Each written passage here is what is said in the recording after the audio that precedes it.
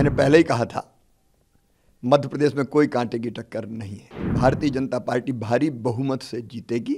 जो exit poll कह रहा है वो लगभग जन भावनाएं हैं और हम भारी बहुमत से जीतेंगे। मैंने पहले ही कहा था, मध्य प्रदेश में कोई कांटे की टक्कर नहीं है। भारतीय जनता पार्टी भारी बहुमत से जीतेगी।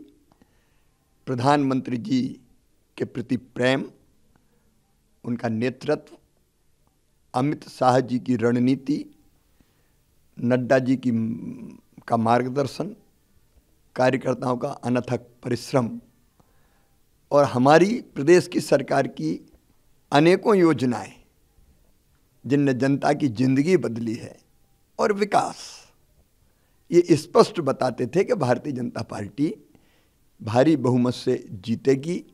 मैं तो हमेशा आत्मविश्वास से भरा रहा और मैंने सदैव कहा कि जो एग्जिट पोल कह रहा है वो लगभग जन भावनाएं हैं और हम भारी बहुमत से जीतेंगे। क्या लगता है लाडली बहना का कमाल है कि देखो, कांटे की टक्कर, लाडली बहनों ने सारे कांटे निकाल दिए, कोई कांटा बचे ही नहीं। मैंने ऐसा चुनाव नहीं देखा कि जहां हम जाते थे पुरुषों की भीड़ तो होती थी लेकिन उससे ज़्यादा बहनें आती थी, बेटियां आती थी, बच्चे भी आते थे और बहनों का जो लाड़ और प्यार मिला वो अद्भुत और अभूतपूर्व है।